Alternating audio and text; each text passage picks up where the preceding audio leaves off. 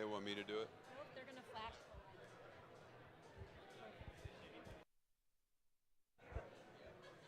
All right, I'm going to get going.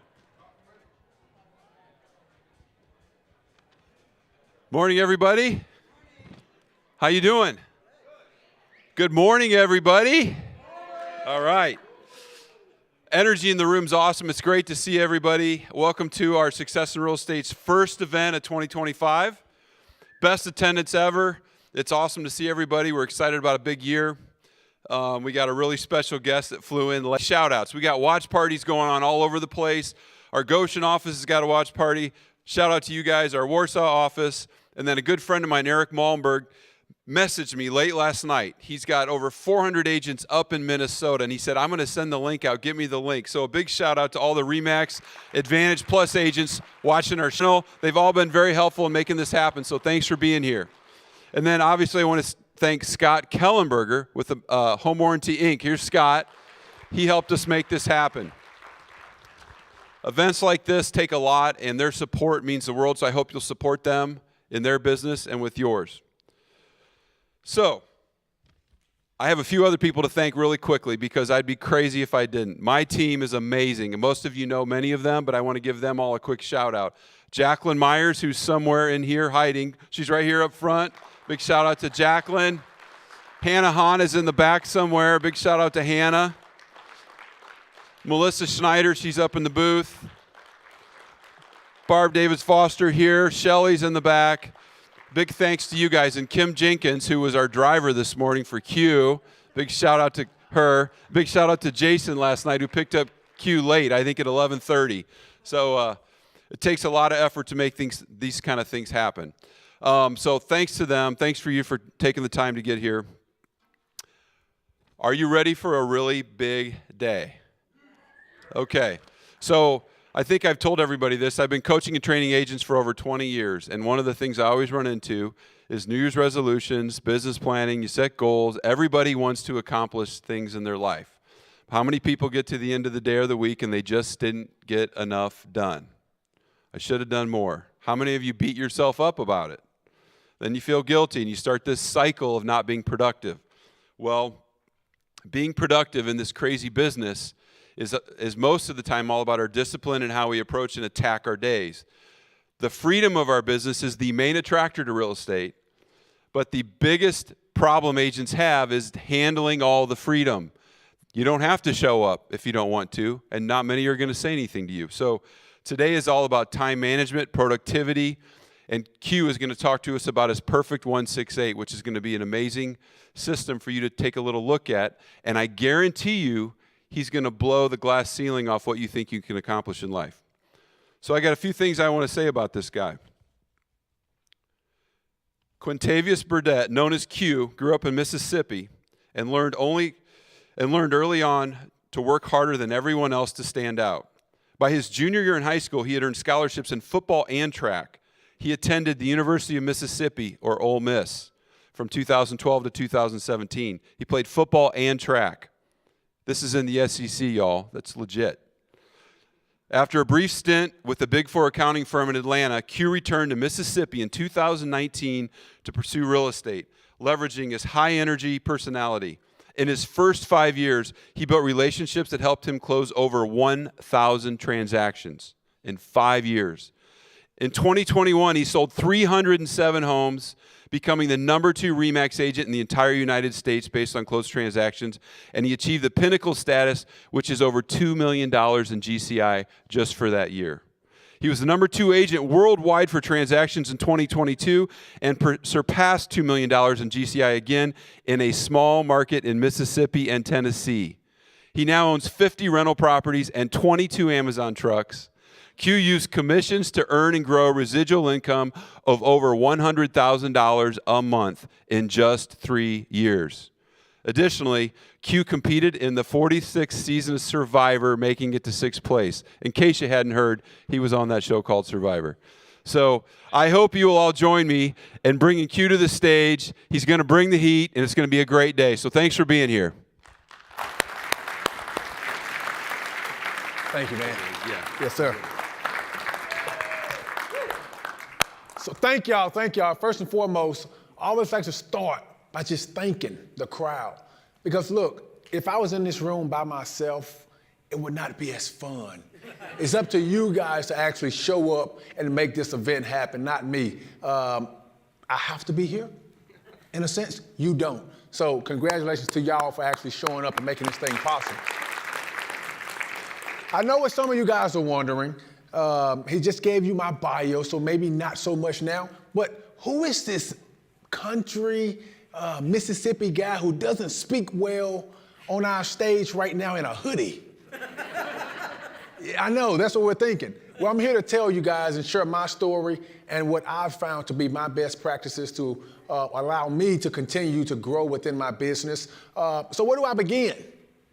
Well, I'll take myself back 30 years ago on March 8th, 1994. 9 months prior to that date, I was my dad's fourth mistake.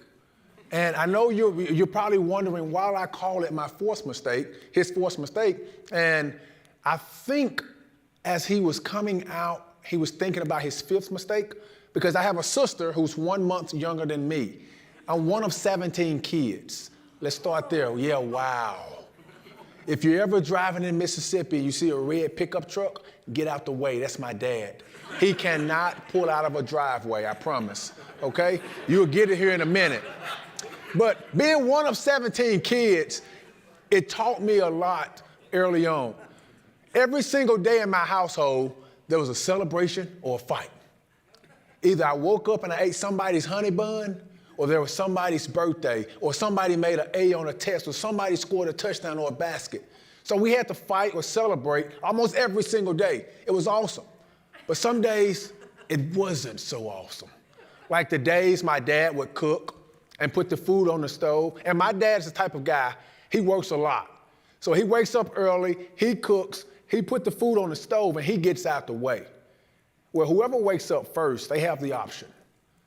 You know, they can look out for the team of everyone else and just eat their proportion, or they can take it all. And I had one brother, he's selfish. And he's the only brother to this day, and I understand now why. He's about this tall, about this wide, and if he woke up before you, he would eat everything. And I'm talking about he didn't leave you one crumb. All right, so that taught me early on that I had to wake up early. I had to be energized. I had to be the first one at the table, because there was only 6 seats. With all of us, you had to take turns eating. I wanted to eat first. I wanted to make sure when I woke up, I had an option to choose what I put into my body versus just leaving over what's left over, okay? So then, in my small town, there's not many that has gone on to play football. We've had a lot of talent that come to this little small town, but they just couldn't put it together. So I had a dream that I wanted to be one of the first in my community to go to college and play ball in the SEC. What did I have to do? When I was 9, 10 years old, I was different. And instead of asking for video games and shoes and all the nice things that kids normally ask for Christmas, I wanted a parachute. No, not the one you fly in the sky. That's cute, right? I'm talking about the parachute where you scrap it around, it's gone and finished, but at least now it's an attempt, they're thinking. And my job today is to get you guys thinking what's possible. So let's talk about my journey through college up until when I got involved with real estate. I majored in accounting that has 13 of his siblings at home that he's babysitting and taking care of. I think I can do this. But then you put me in Atlanta. And I'm driving 3 or 4 miles, and it's taking me 55 minutes. I lost my mind. Could not take it. I was ready to go home. But I didn't have an hour for the stuff that we're doing. So I did quick math, and I was like, you know what? They've made my salary within the first 3 to 4 weeks of me actually working here. So I went back to my desk after that meeting, and I Googled, what profession can I make what I'm worth? Real estate popped up. And I'll go back to the story. I didn't even know RE/MAX was a real estate firm. I thought it was an accounting firm, and I'll tell you why. Sammy Knight, he owns our RE/MAX. And before I left to go to KPMG in Atlanta, He wanted me to come and work for his RE/MAX and do the accounting. And I was like, nah, dude, I'm going with the big leagues. I'm going to Atlanta. I ain't dealing with RE/MAX. Then when I was coming back, I called Sammy because I knew he was involved in a whole lot. I said, hey, Sammy, I'm looking to get involved with real estate. Can you point me in the right direction? He was like, oh, yeah, Q, you can come and work at my RE/MAX. And I'm thinking, here this guy goes again with this RE/MAX talk. Is he not hearing me? I want to get involved with real estate, not accounting. And he was like, no, Q. RE/MAX is a real estate company. And I was like, step into my office. Tell me about it. Tell me more. He started to talk about it, and I was like, you know what? I'll sign here. But going backwards, I called Mom and told her I put a 2-week notice in. And she wasn't excited. She wasn't mad. She asked one question. Have you called your dad? Moms, answer this. Why are you always asking us if we've talked to Dad as if he's the boss? I'm an adult now, okay? He's not the boss of me. But no, I haven't called my dad. And how about this? You don't call him. Let me call him. She respected it. But what I know is if I'm halfway home, my dad, he ain't gonna tell me to turn around, right? So I waited. I went all the way home, packed all my stuff, and I started driving home. I waited until I was about an hour and 30 minutes from home. I called my dad, told him what happened, and he told me, I'm proud of you. And I was shocked because I thought he was gonna make me drive 3 hours back. And he was like, whatever you think you can do, I have belief in you, go for it. But he reminded me, I'm one of 17 kids. I don't have a bed at his house. Oh, snaps. Now my plan is not going the way I thought it would. I thought I was gonna go home and smooch and have just a nice free bed in my living room. It was $908. I'm like, what a scam. Here I am having to pay it because that's the cheapest thing I can find. So now my bills, I probably have 4 months before things are happening. So I get back home and I watch the video again, how to make $100,000 in your first year in real estate. And I thought to myself, if this guy on the screen, who is not as cute as me, not as athletic, not as young, if he can make $100,000 and he's telling folks how to do that, I can do 500. I can times 5 it. I'm naive. I'm green. I'm dumb. I don't understand how the business works, remember? So I started telling everybody, I'm gonna make $500,000 my first year in real estate. Or I'm gonna make $500,000 my first year in real estate. I didn't know how many properties it would take to do that. I didn't know what I needed to do. I just knew I had to spread that rumor because folks would start talking about it at least. So then I took the course in Mississippi. And let me just tell you this. If you ever thinking about moving to Mississippi, don't do it. Just send a referral because it takes them forever to process anything. So moved back home, took the course immediately, passed the test immediately, and I'm waiting for a license. So what did I do? The very first thing that I did in real estate was I broke the law. Not the law, the real estate law, the advertising law, you know? Because I didn't have a license, but I was ready to get started because I was going broke. I had to try to make something happen.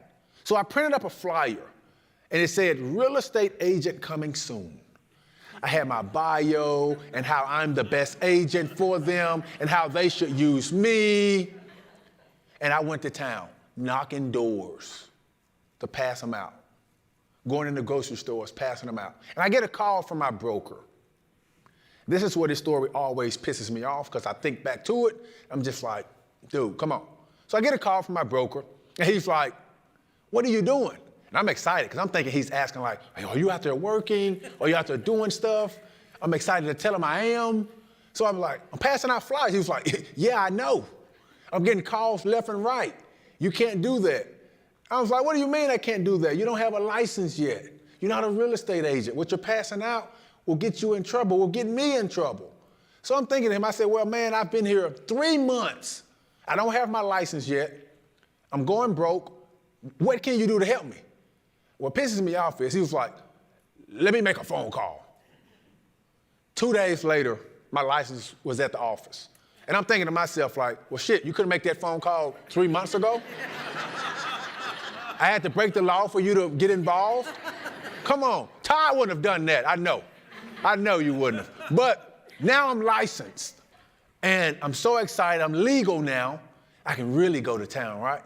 So I doubled down on the craziness. Started telling everybody, 500 grand my first year. And everybody in my office who had been in the business 10, 15, 30 years started to tell me how impossible that is for a brand new agent. And I was like, wow. If I listened to them and believed them, they would kill my dream. Because what they were telling me is their limitations, what they could not do, why they could not do it the way that I was saying that I wanted to do it. Oh, they was telling me everything. You have to have a CRM. You have to have this many people in your CRM. You have to have this many people on your team. Blah, blah, blah, blah. It was a whole bunch of things that I didn't have. And to be honest, I'm glad that I was dumb and naive at the time because I really didn't even understand what they were saying. So their limitations on me just was kind of like, whew, I don't get that, I don't understand that. Now, if I take myself back 6 years and they tell me all that, now that I understand how the business works, I probably would have believed them. Yeah. Maybe. Yeah. I don't know. But so I say that to say everyone else's goals and aspirations and visions that they have for you is all bullshit because they don't know who you are as a person. So what did I do? I heard all of the naysayers. I heard all of the you can't, you shouldn't, and the reasons why, which at the time sounded nice and great. I just continued to do what I do.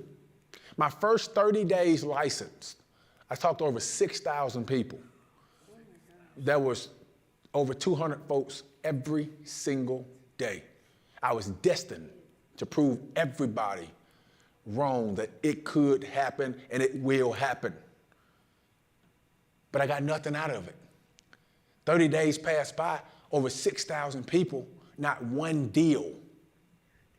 Most folks would have tucked their tail and said, you know what, this is not for me, it's not working, let me figure out something else. But what I want to challenge you guys to do is, if you're in real estate today, make real estate your plan A. That's plan A. And for everything else, plan B, C, D, whatever, some of y'all got all the way to Z. You're planning too much, if you ask me. But burn the ship. Get rid of plan B, C, D, and focus directly on plan A. Because when you do that, it allows you to feel like when it's not going so well, now my back is up against the wall. I don't have anywhere else to go but forward. If you have all these plan Bs and Cs, now your mind starts to trick you into thinking, well, maybe I should just go to plan B. Let's get rid of that crap. No, real estate is what's going to work for all of us. I promise. So what did I do? The next month I said, you know what? I'm going to do it again. I'm going to go out again. I'm going to hear all these no's again. I got addicted to hearing no. Seriously. And I got comfortable with hearing no. And then by day 6 with hearing no. And then by day 60 of being licensed, my very first year, I look up, I have 10 closes. Wow, this works. I started to do the math. If all of these close, I'm gonna make what? Oh, wow. Let me double down on the bullshit then.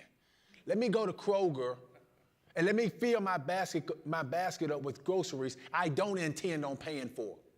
You know, that's what I was doing, and we'll talk about exactly what it is here in a sec. But then, fast forward, my very first year of having a license in real estate, I sold 106 houses. And I reached my goal of 500 grand in Mississippi, where the average price point was 200 grand.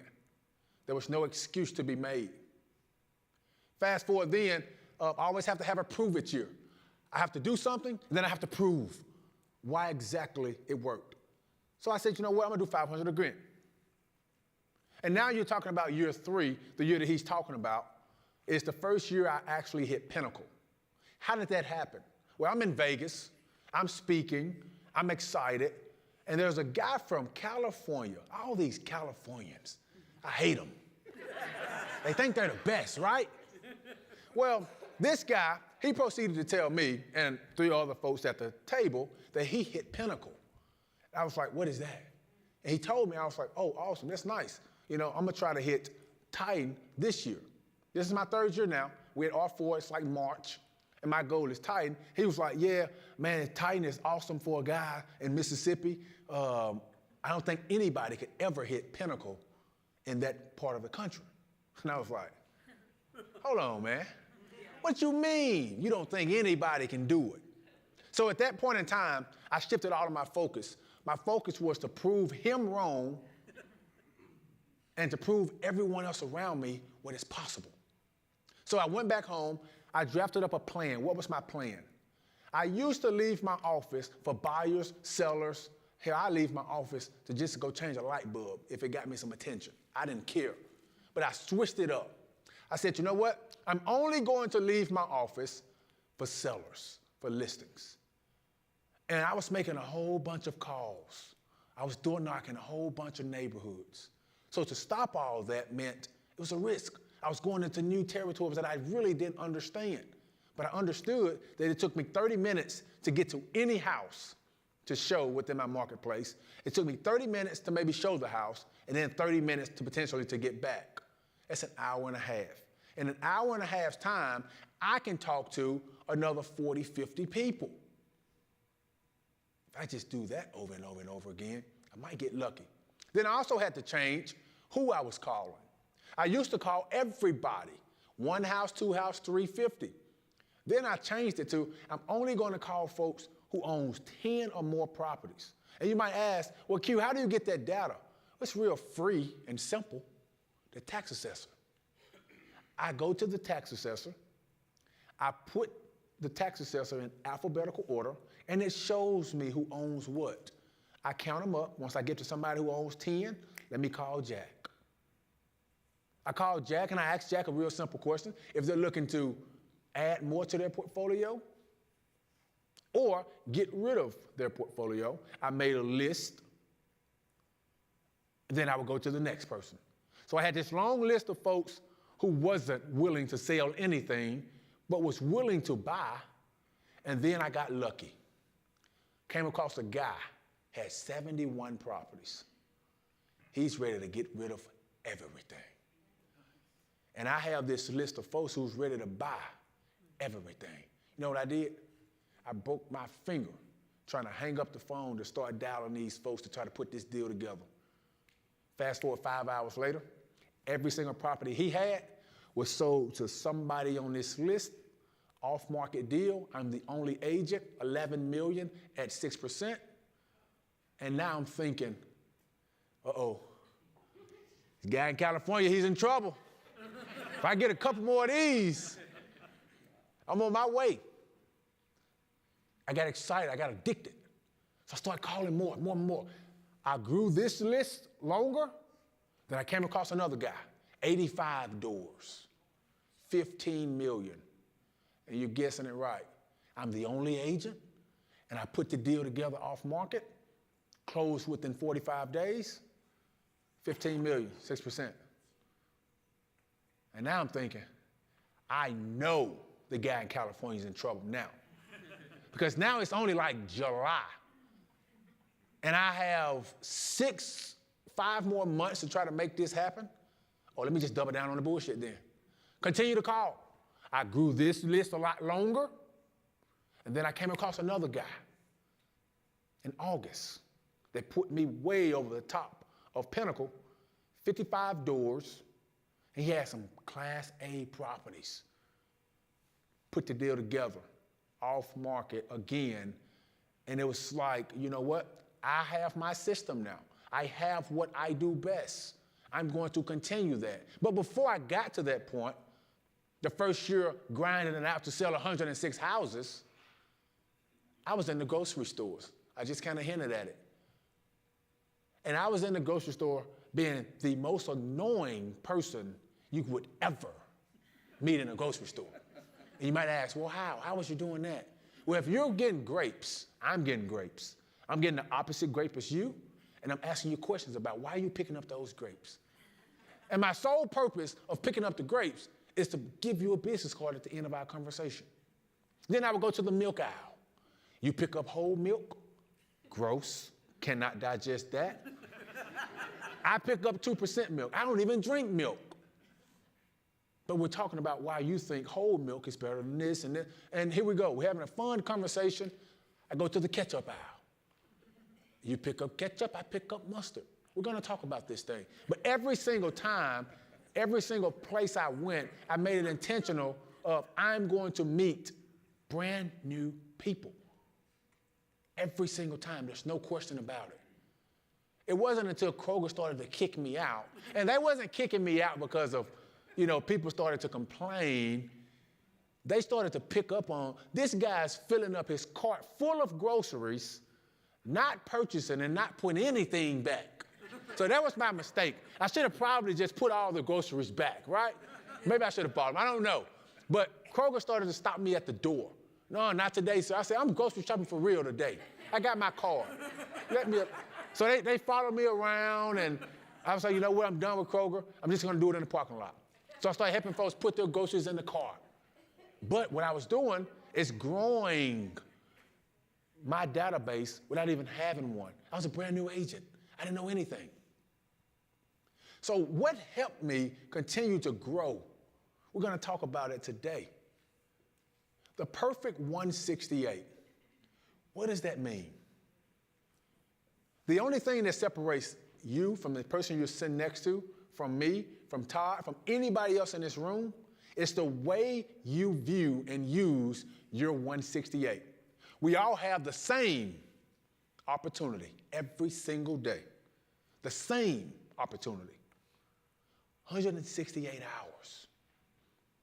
Have you used your 168 to ensure that you have a life outside of real estate, because that is very important, and that you're using the time that you have left over for real estate in the most productive way possible? So I travel now, and we talk about it, and we break it down, and I always find that there's no one in the room who's actually living up to their full potential. And this shit changes today, because we're going to go over it. We're going to go through it. And you're going to be real with yourself. And you don't have to share, but I'm going to ask at least 2 people to share. And now, typically how it goes, if we have a volunteer, the people who really don't want to share, you're safe. It's almost like Survivor, right? If you have an idol or you win immunity, you're safe. But if we don't have volunteers, my, now I have to close my eyes and stop. And it might be you that's sharing your 168.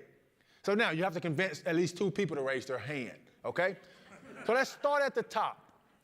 And I want you guys to write this stuff down, write it out. Because nothing sucks more than to not write it and then to be called upon and then have to backtrack. It's embarrassing. So we start with 168 at the top of the page. And we're going to 0, hopefully. And I ask folks, how many hours do you want to sleep? Sleep is very important. Every single day, how many hours of sleep do you need? 6 hours, 7, 8, 10 hours? I will say, if you sleep in 10 hours, you're lazy as shit. But hey, it's not my schedule. It's yours. I can't judge. What's that trend? We listen and we don't judge. Okay? So if you sleep 10 hours, put it in your schedule. It's okay. Multiply that by 7, of course, and subtract it from your 168. And every single thing that we're going to talk about right now is non-negotiable. We do this every single day, regardless of what else is happening. So we have to sleep every single day. Gym time. How much time are you spending in the gym, taking care of your mind, body, and soul? Or if you don't go to the gym, How much time are you spending walking up and down your driveway? I don't care what it is. 30 minutes a day? An hour? 2 hours? Anybody training more than 2 hours in a room? Raise your hand. What the hell are you training for? Marathon? Ironman workout? I don't know. But look, it's your schedule. Go train. Put it in there.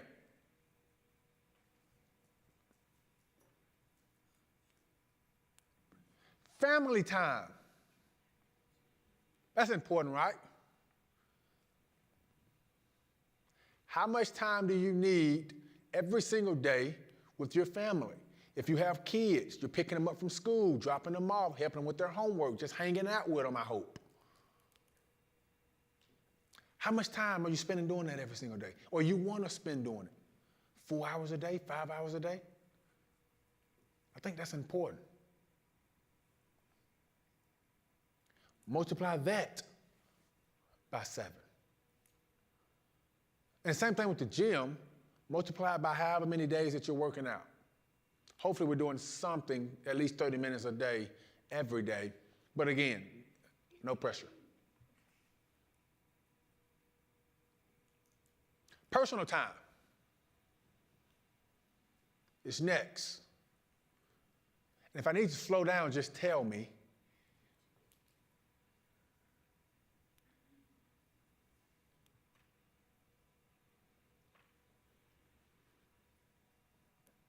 Personal time. That's the time you spend with yourself or just doing whatever it is that you feel like you want to do. Ladies, you want to get your nails done, your hair done. Oh, yeah. That's that personal time.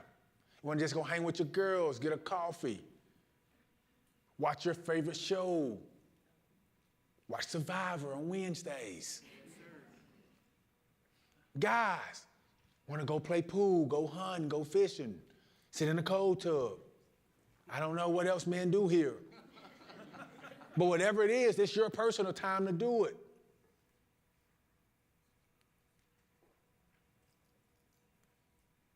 Subtract that from your 168 as well.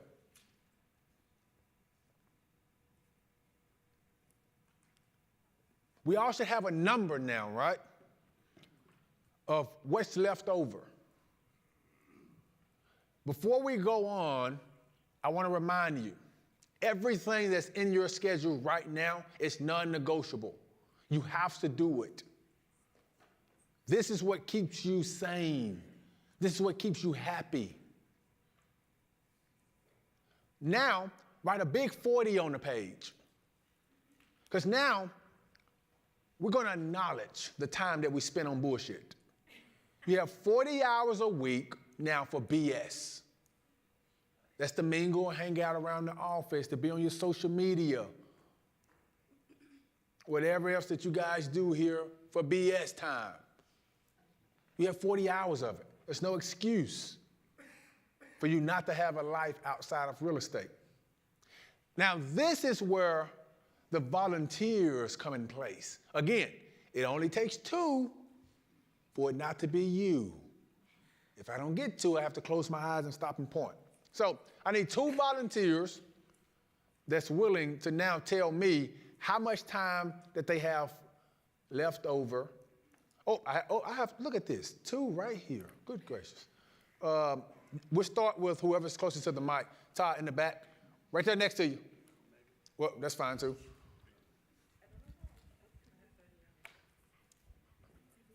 Hi. Hello. I have 43 hours for bullshit. You have 43 hours before bullshit? No, leftover. Leftover, right? Perfect. And it's everything you can think of. Keep the mic because we're going to keep talking about it. It's everything that you can think of in your schedule above. You got enough time for sleep, right? Yep. You got enough time for your gym time, workout, walking, whatever it is, right? Yep. Family time. You feel like you have enough time? Yep. What about personal time? I mean, I did 15 hours because Hey. nails and lashes and such. Yeah. That's fine. Yep. Hey, do your thing, boo. Okay. So 15 hours a week for lashes and hair and everything else. And then you have, on top of that, the 40 hours of BS time, just in case you miss something, right? Right. 43 hours left over. Have to ask you, are you more sellers or buyers? I'm a title company. You're a title company. Yeah. I'm a closer. Okay, you're a So- closer. I go wherever people tell me. All right, perfect. We can do this for you as well. I'm calculating things in my head as I talk, but then I came up with the answer very quickly. So you do buyers and sellers, all of the same. You have agents. I have to ask now, productive time versus non-productive time in the title world, how much of your time is spent towards seeking new opportunities, meaning to meet new agents, would you say? Is it 50% of your time, 60% of your time? I would love to say 50, but I would say it's probably more like 10. 10% of your time It's is spent real. towards that? And are you saying it's 10% of your time because that's all that you have left, you think? I think so, yes. Okay, so that's perfect. That's okay. That's okay. So we'll use your example, title company, of 10% of your time is now spent for productive activity, and then 90% is the non-productive activity stuff. Now, I don't know how to define what is non-productive in your world, but I do know how to define it in my world, which I'll explain to them here in a sec. But for you, for instance, you have now 4 hours and some change every single week that you should be spending trying to meet brand new agents who've never, ever, ever sent you a deal. Have you spent 4 hours every single week doing that? Yes. You have? Yes. So she's an example of somebody who's done it perfectly. She's using her time wisely. Say that one more time. She's somebody who's doing it perfectly. So you ought to send her some deals. But let's get an agent, because this is what I'm used to going through with agents, talking through their schedules. It's a lot more to it. I don't understand the business of a title company. We have agent here, I think that raised her hand.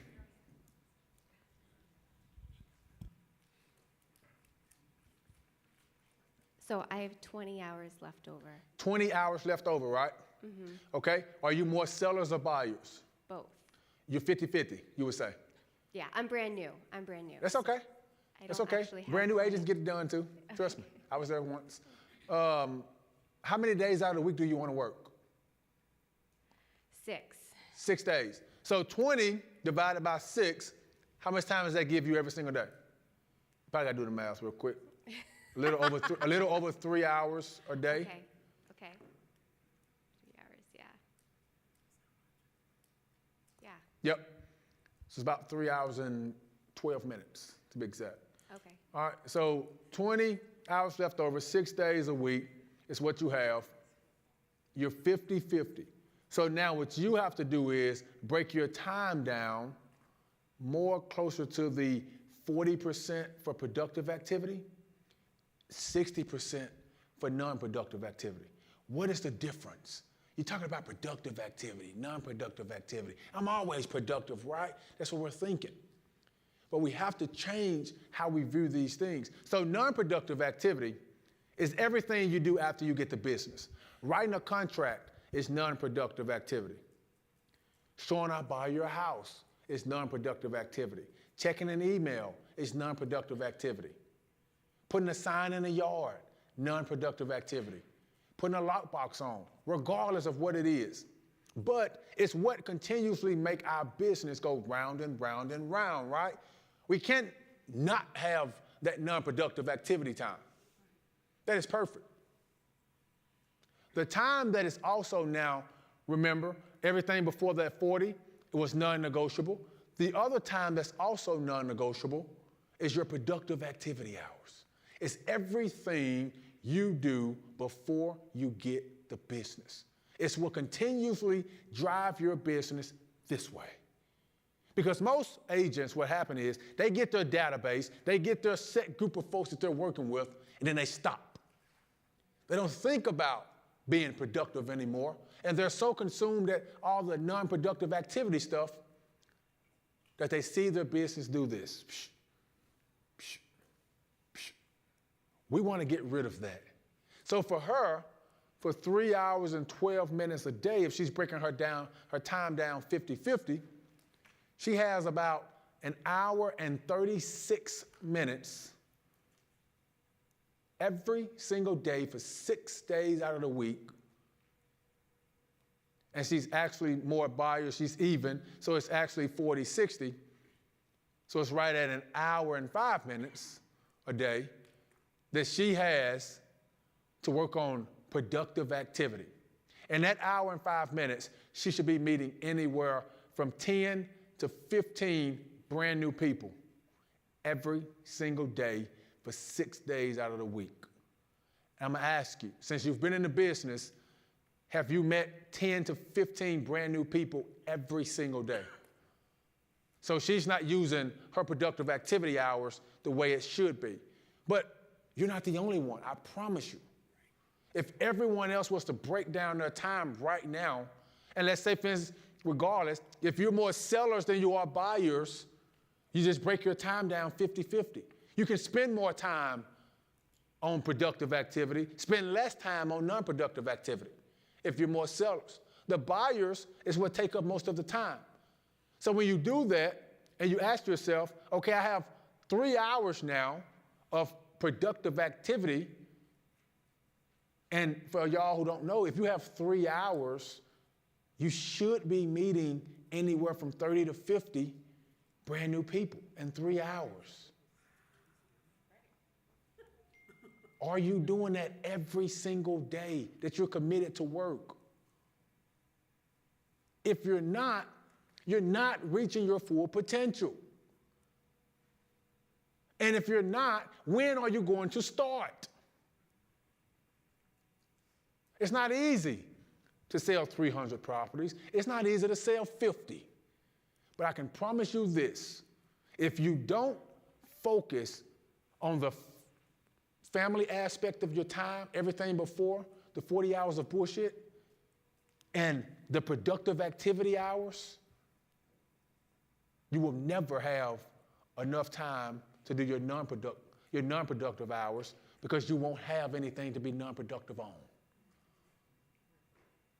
We have to change the way we think. And how do I keep track of it all? How do I say, you know what? I got my perfect schedule. I've broken it down. I understand what it is that I'm needing to do. How do I use my productive activity hours? Well, I'll give you a couple. If you don't like talking on the phone, fine, perfect. If you don't like door knocking, fine, perfect. If you don't like posting on social media, fine, perfect. You have to figure out what it is that you like to do to generate business. And if it's nothing, hang your license up and do nothing then. But you have to be willing to do something that is boring, that no one else wants to do. If you're calling folks, stick to these 5 points right here. And it's easy, I promise. What do? Step 1, I ask for the person. I want to make sure whoever's name is popping up on that screen when I'm calling, that it's them. So we start with ask for the person. But when you understand and know that when you call someone and they say hello, they can only be one of 4 people. Only one of 4 people. They can be the name of the person you're calling. They can own the address of the home that you're calling about. Or they can own a house here in the state.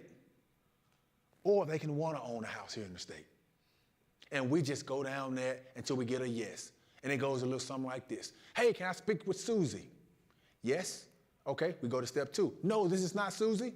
Awesome. Is this the owner of 105 Falcon Street? No? Do you own a house here in Mississippi? No. Do you want to own a house here in Mississippi? We ask those 4 questions. The first time we get a yes, we go on to step 2. So step 1, ask for the person. Under step 1, start with the name. If it's not the person's name, go to the address. If it's not their address, ask me if they own a house here in the state. And if they don't, try to get them to buy some. Do you want to own something here in the state? Any yes, move on to step 2. All 4 no's, we get off the phone and we move on to somebody else. Step 2, introduce yourself. Short and sweet. I cannot get on the phone and say, this is Quintavius Burdette with Remax Experts, Germantown, Tennessee. They're going to hang up on me. I wasn't blessed with an easy name. That's why I changed it to Q. Real short and sweet, right to the point. Within the same breath, you have to hit step 3. Neutralize the conversation. Here I am forgetting. Step 3 is give back to the time.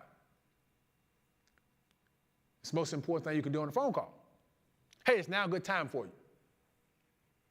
Step 4 is neutralize the conversation. And that's the hardest part of a call. Seriously, it is. And what does that mean?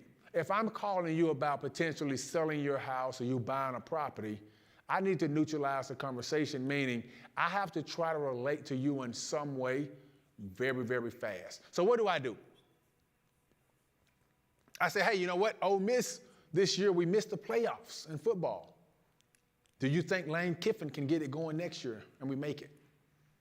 Hey, the Grizzlies, Ja Morant, he's back in action. Do you think the Grizzlies need to bring in another superstar to help Ja Morant out? And a lot of folks might think, well, Q, I'm not a sports person. I cannot talk about sports. Okay, that's fine. I got something for you. I'm asking folks, taking a quick survey, are you a cat person or a dog person? And they're going to be like, wait, what? Are you a cat person or a dog person? Just repeat yourself. Oh, I like cats more than I like dogs. I like dogs more than I like cats. Regardless, it's just something to bring their wall down just slightly. And then step 5, we have to get to the point. Why are you calling? We cannot sit there and talk about Ole Miss football forever. We cannot sit there and talk about the Memphis Grizzlies or cats and dogs, for God's sake. Good gracious. Cannot do it. We have to get to the point. The only rule to step 5 is you can't use the words buy and sell. It's a turnoff. People don't want to hear it. So what do you say? It's real simple. Hey, I'm calling to see if you guys have thought about maybe adding more to your portfolio. And you use the word portfolio. Now they're thinking to themselves, ooh, I have a portfolio. It's a nice way. Ask them if they want to buy another property. Or, hey, have you guys thought about getting rid of anything within your portfolio? Or if you're calling a one offer, meaning they only own one house, you know, hey, have you guys thought about potentially upsizing, downsizing, have the family size changed to where you need more space, less space? That's a question they have to answer. Versus just saying, hey, have you guys thought about selling your house? No. Maybe they haven't thought about they need less space now, more space. So we just ask that question in that manner. And what keeps me going and doing it is my ability to go out every single week, every single day, and get 4 points. I started this 4-point thing my second year in real estate, and that's when I really started to see my business grow, when I was holding myself accountable to get 4 points. So what is it? Let's talk about it. A contract is worth 4 points, okay? And if for all you who don't really know, the 4-point system was built on the game of football. It has the same logic as football, all right? And I'll tell you why in a sec.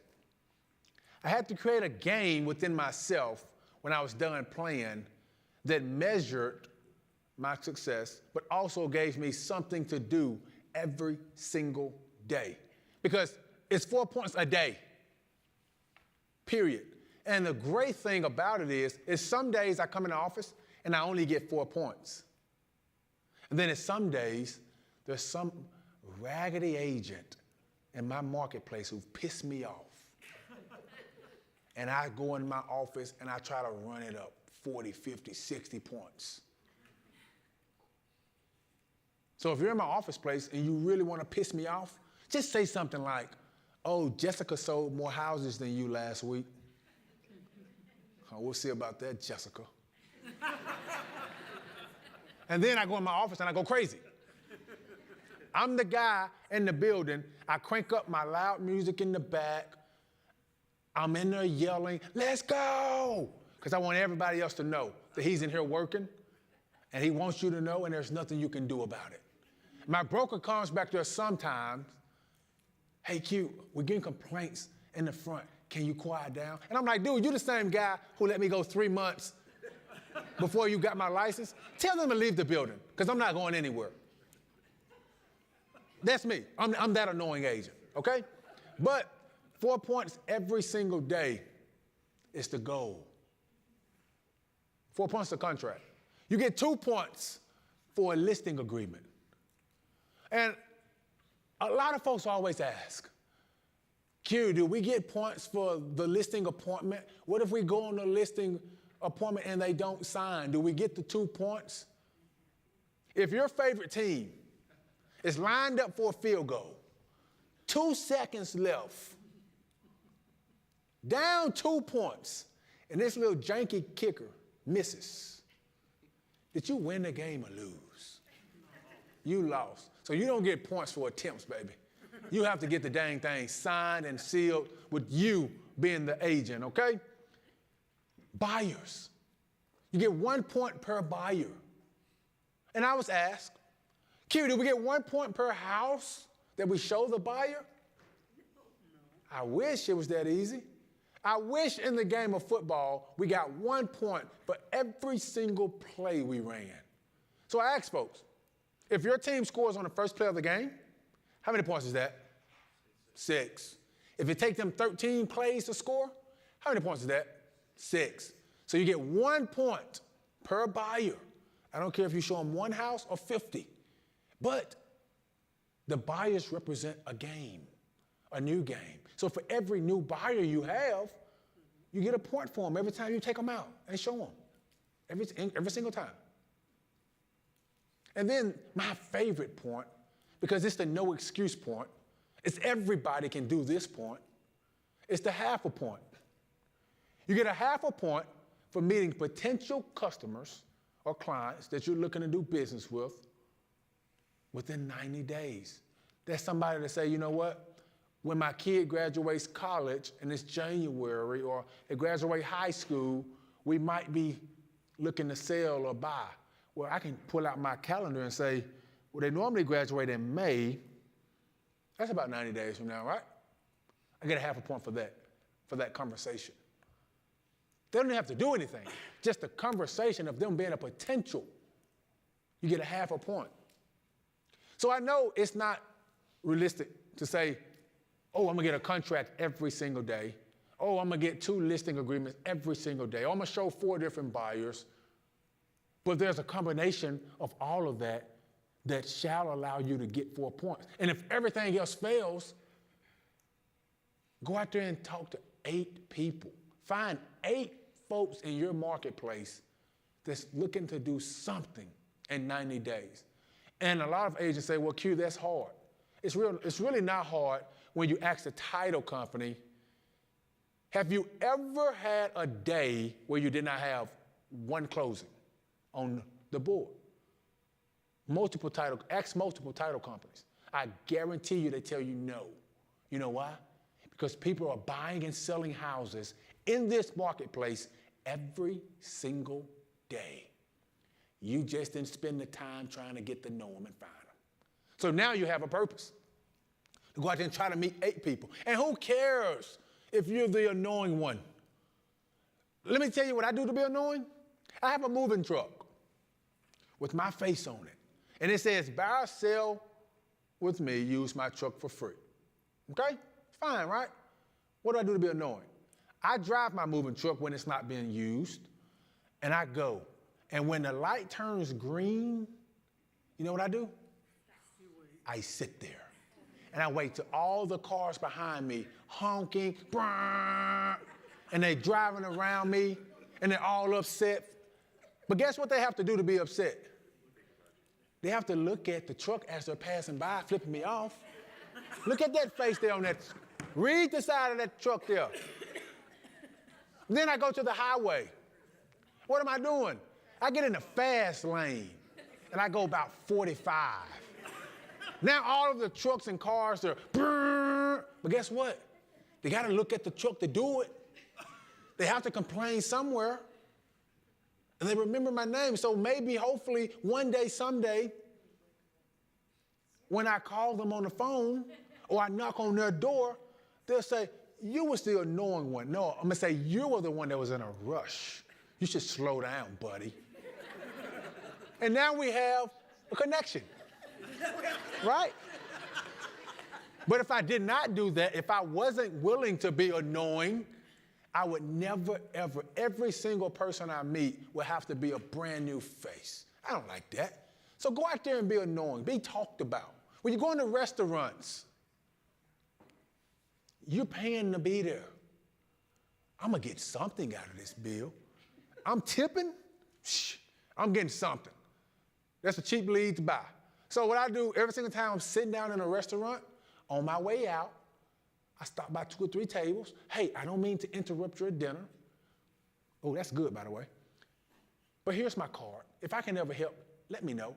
I have a goal to meet 5 people every single day. I don't care if you tell me you have a goal to meet 100 people every single day. They don't know. Just pick a number out. Just be realistic. Everybody wants to help somebody reach a goal. So just say, hey, here's my card. Thank you guys so much for being my 6th, 7th, 10th person to help me reach my goal. I hope you enjoy your dinner. If I can do anything for you, let me know. And here's the beautiful part of it. I put the card on the table and I leave. I don't even give them a chance to say anything. So they can't complain to me, complain to management. I probably won't come back to this restaurant anyways for another month, so they'll probably forget the next time I'm here. And I just do it again. That's the thinking you have to be on. And then, so when I do host my events, and you might say, what are your events, Q? In my marketplace, I don't buy leads. I don't spend any money on marketing and advertising and all this crazy stuff. I do events. And in Mississippi, if anybody look it up, you see them telling the truth. Mississippi is #1 in obesity. Yeah, I know. Ugh. I know that. So you know what I do? I go to the cheesecake place. I buy 500 slices of cheesecake. And I give it away to the first 500 Mississippians who are going to show up. And guess what happens? The line wraps around the building for cheesecake for the first 500 people. So now it took me from going to a neighborhood, from walking up and having to knock, to now bring 500 people to one location to me. And I give them a letter, just like the Willy Wonka and the Chocolate Factory. Thank you so much for being one of my 500. Without you, this would not be possible. If there's anything I can ever do to help, you just let me know. But the entire time they're there to get cheesecake, you know what I'm doing? I'm being annoying Q. I'm going around, what kind of cheesecake are you getting? I'm taking a poll. What do you think is going to be the most cheesecake chosen today? Did you come to my event the last time? I'm asking all these questions. And then I'm making everybody take pictures.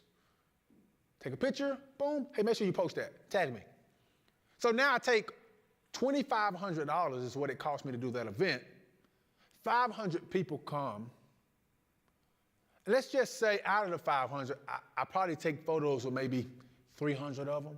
Let's just say 100 of those 300 actually posted online. Or let's just say 50, I don't care.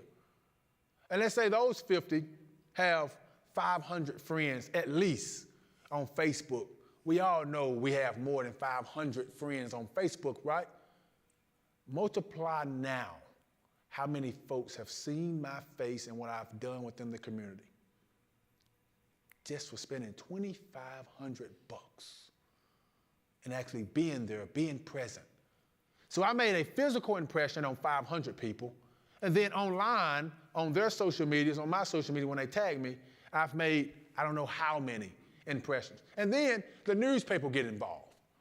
Oh, the guy bought 500 slices of cheesecake. We want to talk about it. Mississippi is the only place that they'll talk about somebody buying 500 slices of cheesecake. But then, 3 months later, you know what I do? I go to the pizza place. buy 500 boxes of pizza, $5 a pop, and do the same thing. So now I'm talking about all year long as the guy who gives back to the community. It costs me 10 grand a year to produce massive results from that. Those are some of the things that we need to be trying to do. And you might say, well, Q, I don't have $2,500 to spend. There's $2,500 in this room. Why are we so afraid to partner up and do something together? Are we thinking, oh, if I partner with Susie, she's going to take all of the clients? That's not how it works. Let me just tell you, there's a set group of folks out there, let me just say, who will only work with you. You just have to find them. They're not going to find you. You have to find them. So if you put on an event and 500 people show up, if you can't go on and make an impression on 5, 6, 7 of those folks, that's your fault, not Susie's. So think about what you guys can do within this marketplace that will leave an everlasting memory on someone else. Those are the things that drive business. Those are the things that allowed me to go from 106 houses my first year to 307 to number 2 agent to, and I can never get to number 1. You know why? Because there's a guy in California. Damn Californians. Jordan Cohen. He works with all of the athletes. I can't beat the guy. I can't. Sucks. So what did I do? I decided I was going to get a Florida license because I was like, you know what? I'm tired of this guy with all these high dollar price points, and my price point is only $250. Let me go to Florida. Let me go to Boca Raton, where the grass is greener and the opportunity is greener. Okay? I got a Florida license. There was so much hype about it, I didn't even end up going. Wasted all that time getting a Florida license. Then that's around the time Survivor came about. Right as I was thinking about going down there and actually kicking Joy's tail for once. Survivor came. And a lot of folks ask me now, Q, how was that experience? So, when you leave here today, this is what I want you to do. Go 12 days without eating, only water. That's how the experience went. Because that's what I went through. The first 12 days out there on the island, I didn't have food. I didn't have anything but water, no fire. My tribe sucked, if you haven't watched it. Like, we lost everything. We had one tribe, remember, I swear to God, lost her water bottle, her shoes, her glasses. How do you lose your glasses? They're on your face. So we lost everything when we was out there, okay? But the experience was something that taught me a lot about myself, about life, about people. We look over the small things that matter, like sitting in that chair. When you go home, being able to lay down in your bed, to wake up and say, you know what, I'm gonna eat 3 times a day, and I don't care who's watching. We take all that for granted. But we also take for granted the opportunity to be great every single day. Because we will allow a group of folks we've never ever met to walk right past us, and we do not show them our personality. We do not show them who we are as a person. It's not about showing them who you are as an agent, because what I believe in, you connect with people not to do business with them, but to build a relationship and a bond so you can do business with their circle. And when you approach it like that, now it's low pressure. On my schedule, it tells me, and I promise to get back to the Survivor talk. That's what some of you guys came for, I get it. But on my schedule, it tells me to follow up. What does that mean? Follow up. I go in my contact. By the way, this is my CRM. This is my website. Somebody said, he got 2 phones, I know it. I can hear whispers. But my CRM and my website is here. I don't have all the fancy tools that most folks have and use, and I was okay when I first started without having it, so I just kept up with that trend. But figure out a system that works for you, and my follow-up system was, hey, start with A and go to F, or start with A and go to H on one day. And then the next week, from H on down, all the way through Z, to where I'm touching folks in my phone at least once a month. But what am I touching them with? Well, whatever is happening in that day is kind of what I want it to be related to. So if it's going to be cold, really cold, or if it's going to rain, or for the one-off time that we get it every single year, it's going to snow, I just send a message out to whatever that group is for that week. Hey, you guys, we're supposed to get snow this week. Make sure you're opening your cabinets, dripping your faucets. If there's anything I can do for you, let me know. And some of them respond, some of them don't. The only thing I like to see over and over and over again is my message to show up blue for the iPhone users, because that means they didn't block me, all right? If it starts showing up green, I got a problem. I got to get another phone and text them from. That's all it is. But what we want to do is we want to touch those folks in a way that we're not pressuring them to do anything business. Because again, we're trying to build a connection with them to do business with the people they know. And when we start doing that, you'll start seeing the referrals to kind of overflow. I don't pressure anyone to do anything. In fact, when I do my events, as you might know, and a lot of folks say, well, Q, you're doing it wrong. Well, tell me that 5 years ago. I don't even capture the folks who actually come. I give them the letter, I give them my business cards. The folks who actually want to do something, guess what? They're going to reach out if I'm their person. Some of them just coming for the cheesecake and the pizza. I get it. We're in Mississippi. But a lot of them are coming because they're supporting what I'm doing. They're catching on to what I'm doing. They're meeting. And I tell every single agent in my marketplace, if one of your clients comes to my event, you can cancel Christmas, because they'll never view you the same. That's just my confidence in myself and the way that I'm going to approach them. You guys have to have that same confidence, because I can promise you this, and I'm not sure where I am on time. I'm sort of the type of guy, I talk, and then I feel like, you know what, I think I'm over the limit. But I want to tell everybody this. If I can do it, so can you. I had a goal that I wanted to have 30 houses by the time I was 30. Almost like saying I wanted to buy a house for every single year I was born, that my parents couldn't afford to buy me one. I did not grow up from anything wealth related. My parents never made more than $40,000 in a year. You're talking about feeding 17 mouths, including their own. It was tough. So I set a goal. I wanted to have 30 houses by the time I was 30. And I was committed to that. We have to set goals that keeps the motivation going.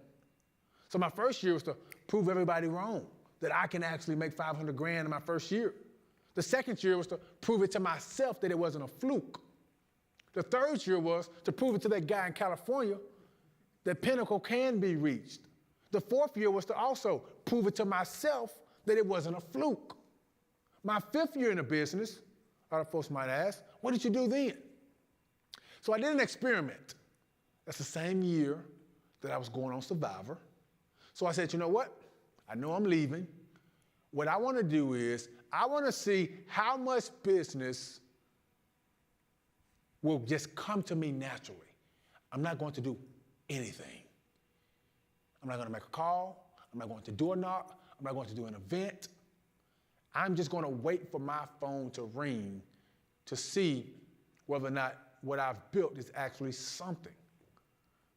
That year, I did less business, of course, which to be expected.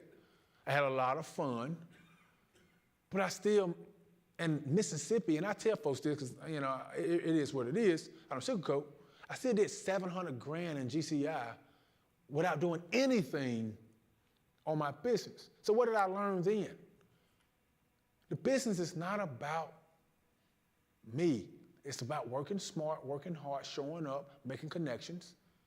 Regardless if I'm physically there or not, something will still happen. And I ask folks all the time, are you so connected to your business that you're afraid to leave? Do you think if you leave, things are just going to stop? Test that theory. See if what you've built is actually there. And then try to see how you can make it pivot and grow. So my 6th year, which was this past year, of course, you follow the trends now. I had to have a prove it year to myself that it wasn't a fluke. And it was within 30 grand of the previous year. So now I understand what sort of a business that will come if I do nothing, but I also understand if I was to do something, what's attainable within my marketplace as well.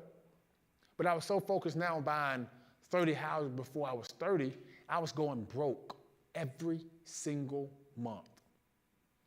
Broke. Every time I have a great month, I would buy a house, buy a house, buy a house, buy a house. I started buying houses 3 years ago, and now I have 51 doors, and it's one of those things that truly allows me to say, you know what? I have my retirement built up, I have my future built up, and it's because I was willing to do the right things with the funds as they were coming in, but also the right thing about people on my way to where I was going. How many of you have actually started to think about what 5, 10 years now looks like for you if for some reason you could not sell real estate?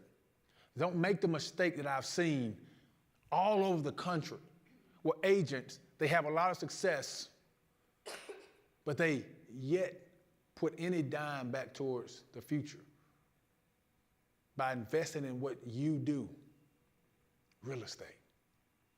So I encourage you guys, try to buy at least one, and then try to get two, and then try to set a goal of however many you want to make sure you have the retirement that you deserve, because that's overlooked so often. All right, so now, Survivor. How did I get on? I was watching, and Jeff comes on the screen. If you want to be on Survivor, apply. I'm sitting on my couch, and I said, you know what? I'm just going to go for it. I whipped my phone out. I was talking on the screens, telling him my story, telling him why I think I would be great for Survivor. Submitted the video. Me and my wife and her family, her parents, sisters, brothers, we went to Mexico. I get a call from a California number. All these damn Californians. Hate them. I get a call from a California number. Typically, I don't answer it, but I answered it. Hey, what's up? Hey, Q, this is such and such with Survivor. I'm thinking, bullshit. Come on, what do you want? And it was like, no, this is, okay, cool. So we went through the whole process. They want your DNA. They want your social security number. They want your firstborn child. To get on that show, it is extremely hard of a process to go through, interview after interview after, okay, I think I did well. Oh, you got another Zoom call, got another interview call with this person, this executive, this person. So it went on for about a month and a half, 2 months. Then you have to do all of the testing. They fly you out to LA. You go through a swim test in a swimming pool that you can stand up in. You think that's compared to the ocean in Fiji? What if I got here and drown? You didn't test that theory well. But hey, we do it. We don't understand. And then they got a call and told me I was on. From the second I was on, I was just so excited. Get out there to Fiji. First day, we're driving in. You know those boats where the season first start, and Jeff was giving a whole overview, and we're on these little cool boats. Worst experience ever. That process right there took about 6 hours. In open water in the ocean, and a boat sitting on an uncomfortable seat, and it's raining. hard. And then Jelinski, we had to stop twice because he has to throw up. I'm like, dude, come on, man. Let's get this over. But then we get to the shore, of course. We go to the challenge. We get to the sweat challenge. And we're taking the water up and down the hill, dumping it into the bucket. Let me just say, we were never going to finish that challenge. And they say they tested it. The dream team finished. Bullshit, I don't think so. I don't think the dream team finished that either. But what ended up happening, of course, we voted Jelinski out first because he quit in the sweat challenge. We went on, and from there, it started the losing for Yanu. We lost pretty much every single challenge up until it was down to just 3 of us. 3 people on the tribe trying to survive and beat tribes of 6 and 5. We got our first meal on day 13. Muffins, cupcakes, and everything else that makes your stomach hurts. No substance. Water and coconut is all we kind of had out there on the island. And a lot of folks wonder, do they sneak you snacks in the back? No. They can't even talk to you. There was one person, cameraman, he was there every single morning. He had the morning shift. He was coming out there with watermelon bubble gum. You could smell that from a mile away. And I'm telling you, it took everything in me not to attack this guy because I'm smelling watermelon bubble gum, and I hadn't eaten in 12 days. All right? But, it was a fun journey. I learned a lot about me. I learned, when I'm home, I need to put my phone away, be present. When I go out to eat with my wife, I need to actually eat with my wife versus taking phone calls and checking my messages and all these different things. I need to check in on my parents a lot more. I need to be there for my siblings a lot more.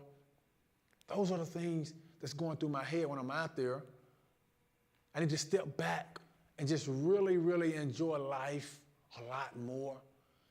And I'm telling you guys, we need to do this every single day. And that's why that 168 is so important. That's why the first half of that is non-negotiable. Because that's what keeps you sane. That's what keeps you in this business. All right?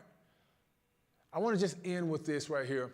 For me, what I live by is when you come from nothing, you should stop at nothing to create something that nothing can disrupt. Are you willing to go out there and create something that no matter what's going on in the market, it can't stop you? Guys, thank you so much for your time. I know we have Q&A next. Thanks, Q. How was that? Good stuff. We wanted to just take a few minutes and offer up an opportunity for you to all ask questions of Q about doing business. I'm sure there's going to be some survivor questions, things like that. We got people in the audience with mics. We have at least 3 or 4 mics. So if you would like to ask Q about how he did his business, his journey, who he had to beat up to get breakfast every morning, whatever you want to ask, raise your hand and we'll get a mic to you. And make sure you speak your question into your mic so everybody out there on the internet can hear the question as well. And let's fire away. Hey, I'm Dave. Hey, Dave. Mentors, role models, especially when you were little with the parachute and the ankle weights. Yep.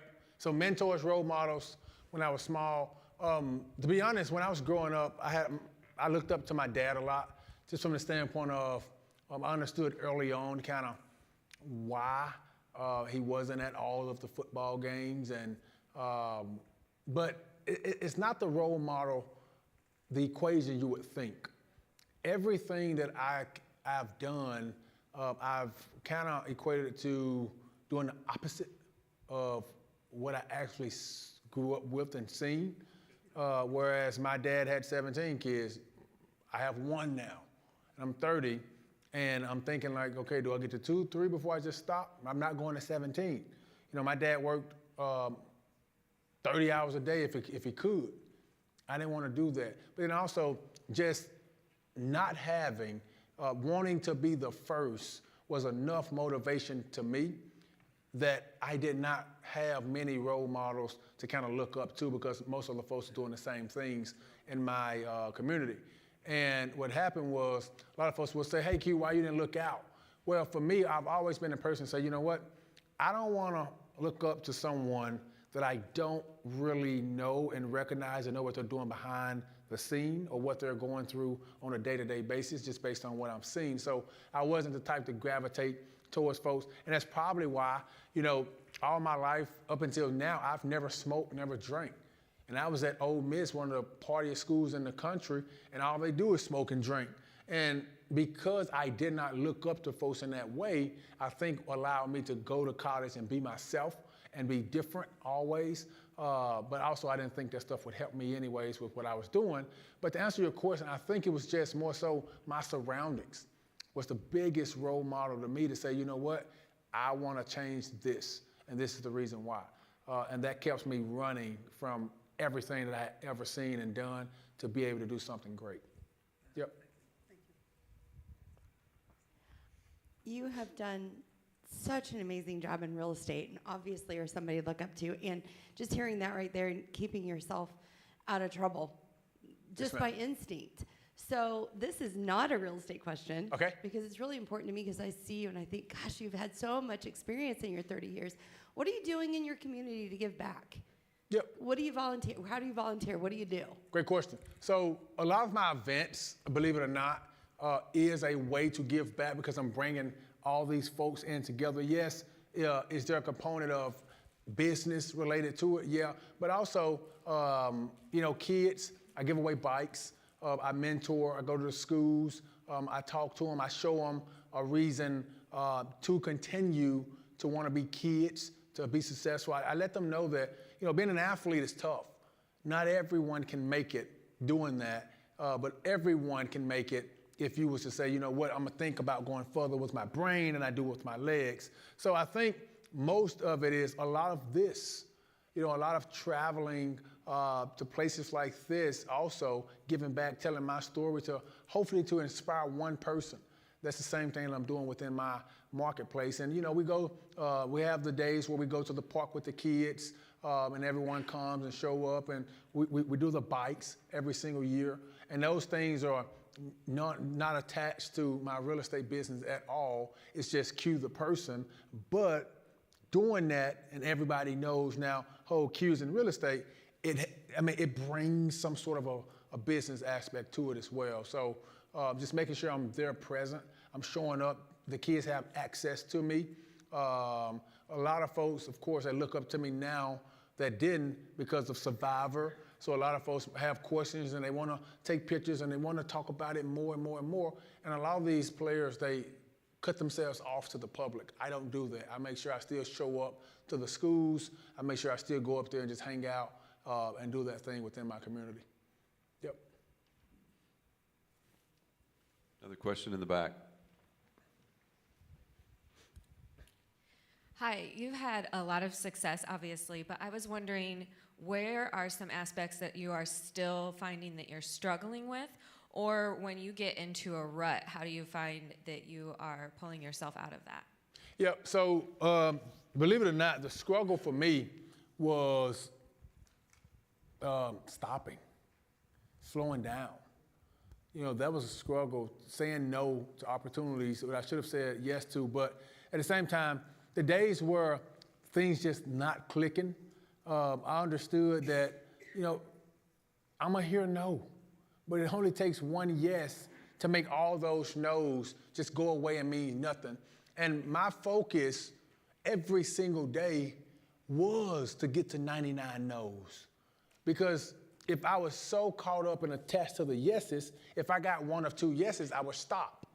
But if I attached to say, you know what, I want to get 99 no's, regardless of how many yeses I got, I kept going. So the days that it was tough and I was getting my no's, in my mind, I thought, this is just my way to my 99 before I get to my one yes. So I have to continue. There's no stopping. I don't have a plan B. I know this works. I have to figure it out. And then if I get through my call session and nothing, that's when on my schedule you'll see, go to a location, pass out 50 business cards. But it got to a point to where I did not have that problem because when I started to pick up builders, the inventory just kept coming. And I did that from a standpoint of, I would go pick a subdivision that had 40, 50 brand new houses to come, and I would make it my business to sell 8 or 9 of the 40 houses with buyers, just to get that builder's attention to say, you know what, this guy was on 9 contracts in this 40 lot subdivision. What are you doing to bring that much activity to this area? Give me a listing and I'll show you. Give me 2 listings and I'll show you. And then it turns into builders now giving me their entire subdivisions. But to get to that point, I had to grind it. I had to find creative ways to market that area. I had to go out there and sit in the subdivision all day when people were just riding through. I would jump out of my car. Hey, you want to go ahead and check this one out? Let's go. You have an agent? Nope, I can show it to you. I'm the agent on duty. And I wasn't even the agent on duty. I was just sitting in my car waiting for folks. That's what it took. But to overcome some of my struggles, I will say it was just more so, for me, my struggles hasn't ever been about buyers and sellers. It's always been about agents. Because when I started to have success, I had a bunch of jealousy within my marketplace and dealing with agents. So I had to just learn and teach myself that, you know, hey, look, it comes with success. I have to do deals with these folks. I have to figure out a way that I can coexist with some of these folks. But it's really not about them. It's not about me. It's about the consumer. And as long as I was making them happy, I was happy with whatever else came with it. So I'm not sure if I answered your question, but traditionally speaking, I don't stress. So when something did not go well, I just figured out a way to continue to move forward until I got a positive result, and that's all I thought about. Yep.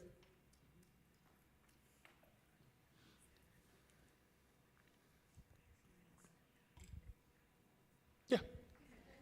You got the mic. Hotty toddy. Hotty toddy to you. My daughter went to Ole Miss, same There we year go. as you. So you're 30, Yep. which is pretty young. Do you have any goals now? I mean, you're so young. So what are Yep. your goals from being so young? Now you got so many years to live. So goal number 1 is to be more present at home, to be a dad. So I didn't tell you guys this, but in January, I kind of announced my retirement from selling real estate from a standpoint. Now, will that last a year, 2 years, 2 months? I don't know. I'm just enjoying the freedom of not having my phone attached to me, not going on this appointment and that. But my goal really is to now live life and inspire others and show folks what is possible within our marketplace. Because so many times, everyone, they think, I can't do it here. Yes, you can. You can do it in Mississippi. You can do it in Memphis. You can do it in Indiana. You just have to put the time, effort, and work in. So my goal is to continue to inspire folks to do that, but then also just kind of enjoy. Because my first 6 years, to be honest with you guys, it was all trying to get my family ahead. And I missed a lot of opportunities to go on vacation and to do certain things that now I'm just like, you know what? Let's go. Let's do it. Let's do it. That's where my focus lies currently. Right here. We have an online viewer asking if you work a specific schedule or hours throughout the day. Yep. So I don't look at time. Again, I didn't even know how long I was speaking, but I guess we was right on track. But I don't do anything in increments of time. I do it in increments of activity. So on my Instagram page, I have a board, and it tells me Monday, do 1, 2, 3. And I do it in that order. Now, that thing might be call 200 people. There might be 200 past clients. There might be 200 new people. And then the next category might be go pass out 25 business cards. And then the next category might be rest. Then the next day it might be check in with, so it tells me the activities to do. When I do them, it's totally up to me. So I might wake up some mornings, my alarm goes off every single day at 4:30, and I get up and I go get in my cold plunge. Todd did his cold plunge this morning. But go get in my cold plunge, go work out, come back home, go to sleep. But my schedule has changed a lot now since my son. But then from there, it's like if I get to the office at 9, I'm gonna do my first thing on my schedule to do. then I'm gonna try to work my way through it. If I'm done by 12, awesome, I go home. Or if I start at 3 and go to 7 at night. So it's just doing my activities, because the first thing folks do when they start to put time, hey, I wanna do X, Y, Z by 10 o'clock. And life happens and now it's 10:30. Now they're looking at it like, dang, I'm behind. Dang, I'm not gonna get that done. But for me, it's just do 1, 2, 3, regardless of the time. So I don't have a set hours. Now, I will say this. I have never, ever, ever taken my laptop home. Never. I've never, ever worked from home on anything dealing with real estate. Again, I don't even take my laptop home. The only reason I took my laptop here is because I have a meeting at 12 and I had to have my laptop with me. But typically my laptop stays in my office plugged up, and then clients understand, like, when I leave the office, whatever it is, it gets done the next day. I'm sorry, I'm not going back to the office that day. It's not that important. Same thing with, you can't access your doctor after he leaves, so same thing with that. So hopefully I answered that person's question. I know you had a question right here, right?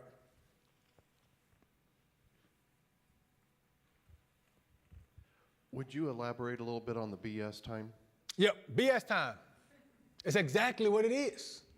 You can use that time for anything that's not related to business. So if you want to sit at your house and watch YouTube videos for 4 or 5 hours a day, that's totally fine, because it's within your BS time schedule. You have to figure out when, of course, you can do that. But the BS time is to be used for anything that you think that you've missed within your schedule, because what folks don't understand is you only have so many hours that your brain can handle working on something that's not fun. I mean, just be honest. So if you're gonna start spending your BS time just to gain more time in real estate, eventually what you're gonna do is overwork yourself. Try to figure out what you have left over for work and limit it to that. Be great within those hours. And be confident that you're doing the right things within those hours, that you can spend the rest of your 168 doing the things that you truly, truly want to do in life. So use that BS time for strictly BS. Go to the park, I don't care. Use it for something other than work. Did that answer your question? Yep. Perfect. I got a question. Yes. All right, Survivor question. Big fan. I've applied. Never happened. Surprise, surprise. But got a question for you, okay? So on the show, you had the hoodie flipped down. What'd you call it, the Q skirt? Q skirt. Q skirt. Have you sold any? Oh, yeah. We've sold a good bit of Q skirts. A lot of folks wanted me to make an official Q skirt. I got a hoodie, and they can flip it down as a Q skirt if they want. Yeah. What folks don't realize is I'm busier than you think, so I don't have time to design a Q skirt and all that. Now, my Q hat have sold, and then I'm not sure if you guys know what Cameo is. I call them Cumeos. I sell a bunch of Cumeos and all that, but the Q skirt has been a thing that folks ask about everywhere I go. Somebody asked me this morning on a Cumeo that they're having a wedding, and their entire attire is Q skirt. And they're actually inviting me to the wedding to wear my Q skirt. And I'm actually thinking about going, because it'll be pretty cool, But yeah, the Q skirt is still a thing. Thank you. Second question I have for you is the whole fiasco with you and Liz, right? Yep. Ooh, the Applebee's reward. First of all, I thought you handled yourself well. Well, thank you. Based on her reaction, you were pretty chill.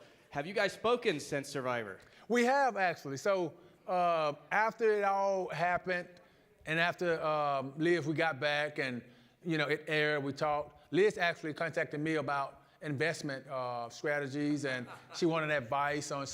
And I was telling her, for my son, we're going to buy him a house every single year. Which the day he was born, we closed on a house the very next day as a rental property, put it in an LLC named after him, and we're going to do that every single year. So I was talking to her about that and telling her how to kind of set it up and how to set up a trust. And then she ended up buying her daughter, actually, her first rental property. Just based on us talking, and motivated her to do that. So it was awesome. And the whole Applebee's thing, I mean, Liz had to understand, first and foremost, when everyone else changed their vote to Hunter, you kept your vote Q. You think I'm taking you to Applebee's? Absolutely not. You can cancel Christmas. That's not happening. So she was upset, she was mad, and like I told them, it is what it is. I picked the folks. But what they did not show is, so Kenzie and Maria both was trying to give up their spot for Liz. And I was like, nope. If you want to give up your spot, you can go back over there and I'll pick somebody else. Or else, Jeff, can we go, please? And it was like that. So that didn't get shown, but folks did try to give up their spot for Liz. But in that moment, I just did not want Liz to go have Applebee's. So I wanted the reward. I get to choose. It was very entertaining. Yeah. And now what I should have done is, because at that point everybody hated me, I should have won the reward and said, Jeff, I'm going by myself. I'm not taking anybody. That would have been crazy. I don't think that's ever been done. But I wasn't thinking like that at the time. Yeah, appreciate you, boss. Any other questions? Yep. On your events that you mentioned, how do you set those up? There's more than just handing out cheesecake, right? 100%. So what we do is we try to, like say for instance, if I wanted to do it in March, we would start probably advertising it. Let's say the date is March 15th. We would probably start to put stuff out about it like February 1st. Hey, mark your calendars, March 15th, 500 slices of cheesecake to the first 500 people. And I go in, and whatever business, it's normally a local business, I negotiate a price based on the budget that I'm trying to hit. The cheesecake is normally like $8, $9 a slice. Because I'm buying 500 of them, I negotiate the price down to $5 per cheesecake because I have to get the owner to understand when these folks come, they're gonna get my free slice, but they're gonna also buy a coffee, a cookie, another slice of cheesecake potentially. So now you're talking about doing a massive deal of business in one day, which they agreed, so they give me the better price. From there, I asked that company to, of course, advertise on their social media, spread the word with the owner, whoever it is, to the community the best way that they can. And then I do the same on top of, when I go to Kroger and all these places, I just pass them out and put them on the bulletin board, free cheesecake. But most of it is handled on social media, especially once the cheesecake place say, hey, free cheesecake on this day to the first 500 people. That kind of sells itself, and then the newspaper get involved, which I don't call the newspaper. They just kind of, hey, we want to ask you about what it is that you're doing. This is so nice. Then they put out, so that goes to everybody. So the marketing of it kind of take care of itself. The day of course, the cheesecake place has their staff there. I have my assistant. We type up, we use the same letter now, but we just print out 500 of them. And they all say, hey, thank you for being one of my 500, whatever. We staple a business card to them. We take it to the cheesecake place. They put it in the bags when the folks are checking out to buy. We don't have to deal with that. All I do is I'm interacting with folks inside, outside. I'm going out to the back of the line, asking questions like, hey, do you think you're going to make the cutoff? Do you think you're number 500? I'm just doing anything to be interactive. So to set it up, it's literally just, of course, picking your place, negotiating that price, and then marketing that event, and then waiting for the folks to show up. Yep. We're just about out of time. Q, I got a couple quick questions. Yep. I loved how you talked about defining activities that drive business versus just servicing business. I talk about it all the time. If I've hired anybody in here, I've talked to you about it. But we get busy servicing. You get showings, buyers, closings, calls, inspection responses, everything. When you get really busy doing this number of units, and your schedule starts to fill up, how do you protect this time, or at least carve out time to do these activities? How do you do that when you get 10 calls in a day and they want to schedule stuff and your week's getting booked up? How do you deal with that? Yep. So I'm very, very strict on my time. So say for instance, if it's Monday and someone calls me and it's 3 o'clock in the afternoon, and for some reason I'm out of time for real estate for that day, I'm just gonna book them to tomorrow or Wednesday or Thursday. And if they cannot do that, if it's a situation of, oh no, I have to meet today, I'm just probably not the guy for the job then. And I explain to them why it's like that, because I only have a certain capacity in order for me to deliver the service that I want to display for you guys. I cannot overdo it. You don't want me to overdo it. You don't want me to be tired coming into your house. You don't want me to be tired marketing your property. So please respect that tomorrow is the best time for the both of us to get the most out of this experience. And when you set that up on the front end, the first couple of times it's difficult, it's hard, but eventually it becomes just natural. And he asked, well, how do you do it, Q? Well, first and foremost, I hired my assistant. And a lot of folks always ask me, Q, what is your assistant's job? Well, it's real simple. She does everything that I don't want to do. So my non-productive hours is really spent with her doing it, so I don't even have that really in my schedule. But the great thing about the non-productive hours is if I don't have to do it and she's doing it, I don't add it more to the productive side. You can only be productive for so many hours and drive that business. But it's all about setting boundaries, just making sure everybody understands upfront what to expect. And what to expect is just, hey, you call me, I want to set the appointment, but it comes a time where it's no miles for the day. And I tell folks all the time with this, I use it for folks who work with a lot of buyers. If you're showing 5 or 6 buyers and you know your non-productive activity time, you only have 3 hours a day for it, you can't show 3 or 4 different buyers in that day, as you shouldn't, because you're not actually having quality showings when you do it that way. So schedule it out to make these buyers understand why it's in their best interest. If you have one buyer who wants to see 10 houses, trim the fat. Pick me your top 3. Let's go see those. Let's go focus on those. For some reason, if you don't like any of those 3 once we're done, let's go back to the drawing board, because these were your top 3. Maybe it's something in the search that we need to change. Now that saves you from showing 5, 6, 7 houses to one person. I've never done that. I always limit to at least the top 3, and that it saves me time to be able to go do some of the other things I need to do. Okay, great. One last question. Do they pay you to go on Survivor? Yes, they pay you. All right. But it's not a thing of you're on the show, they pay you to come. You get paid based on your placement. And then, of course, if you win the $1 million. So, yep. Okay, let's give Q a big round. Oh, we have one more question? I'm sorry. Amy, go ahead. Hi. Okay, you can hear me. I'm Amy from Trademark Title. Yes, ma'am. And I was so impressed listening to your numbers and how hard you worked. Personally, have never been more jealous of a title rep in Mississippi in all of my life. But then you said you announced your retirement.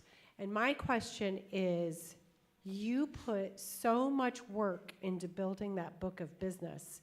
Even if you announce your retirement, it doesn't mean the referrals stop coming in. Correct. So what have you put in place? Because no one wants to see that hard work trickle down with somebody else who's not going to handle it the way you have handled it. So what have you put in place so that your referral base is taken as care of as if it were you still doing it? Good question. So my rule right now is if it's an agent-to-agent referral, I'll work it, I'll take it, or what I'd at least try to do is provide them with an agent that I would work with. And I tell them, hey, if you talk to them and they feel like it don't work, I will do it. Trust me, I want to take care of this for you. But when I make a decision to do something, I kind of stick to that decision just from the standpoint of, to me now, it's no longer about deals. It's no longer about income. It's no longer about chasing the next and continuing this legacy, because this is what I believe. I believe in 6 months, in 2 years, 3 years, if I was to say, you know what, I want to get things back going, I think I'm able to jump back in it and have the same level of success, just from the standpoint of I'm no longer starting back from zero. I'm starting back from experience, and I know where to go, how to go, and I know as long as I continue to do and do and do, eventually it's going to work again. So I don't have a fear and I'm missing out and I'm losing out on anything, because I have enough confidence in myself to say, if I wanted it to be X I can have it that way based on what I'm willing to do to get there. So some of the clients I've had, this week, some folks who, hey, you sold my sister's house and I just tell them, hey, look, I'm gonna send you an agent that's actually still active there that's gonna service you a lot better than I can at this point in time. I'll be alone to answer your questions for a while, but you should really look into working with this agent because they're in it full time. And there's a lot of other things that I'm doing with my time that I have to be committed to saying no. And again, to go back to it, the toughest part that I had to deal with was to get to that point, to say no, to say, you know what, I've made a decision and this is final and this is how I look at it. And, I made that decision. Yes, my rental properties, they pay me a whole bunch of money. My Amazon trucks, they pay me a whole bunch of money. So it's not about the money anymore. I'm not chasing any more awards. So I can say no and not have any regrets about it. Yep. I know a lot of folks say, well, dude, you're crazy. You're leaving a lot on the table. But I'm also taking a lot off the table to put more on my table with my family, my friends, my community, you guys, and everything else. I'll trade that any day at this point in time in my life. What a way to finish. Thanks, Q. Let's give him a big round of applause. Yes, sir. Thank you. Yes.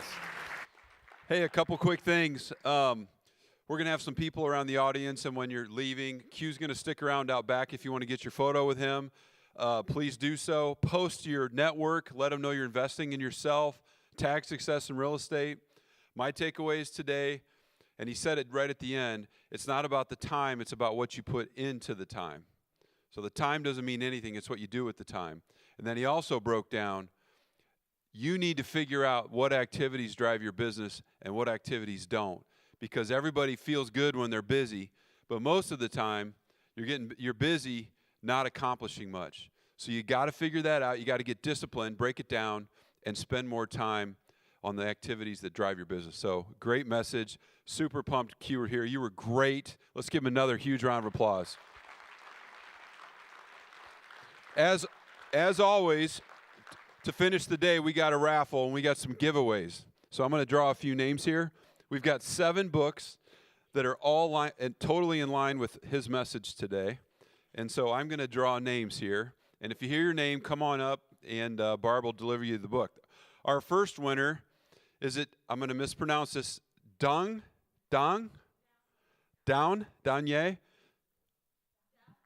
Downhay. You are the winner. You get, what was that? One Small Change. Amazing book.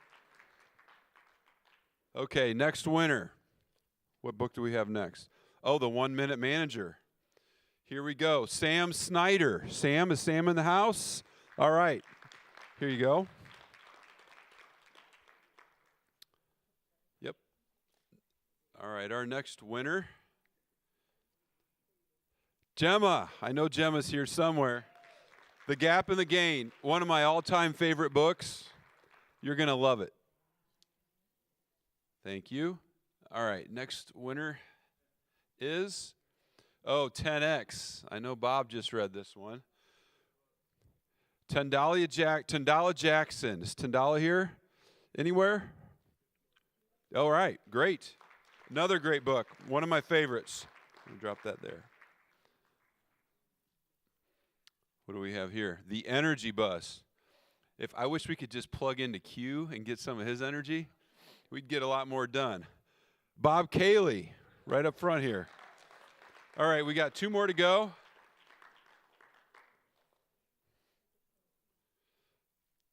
Oh, exactly what to say for real estate agents. We just did a book club on this. Awesome book. Tony Pasillo, you're the winner. Is Tony back here somewhere? He's right here. Great book, Tony. Is this the last one? Okay, and our last one, another great book on discipline, time management, atomic habits. Jennifer Jensen, in the house somewhere. She's right over here. Okay, great. One last time, a big shout out and thanks to our sponsors, Hallmark Home Mortgage, Trademark, thank you, Amy. Tell Adam we said thanks. And then Scott. Scott's here somewhere. Scott Kellenberger with Home Warranty Inc. Thank you guys. Yes.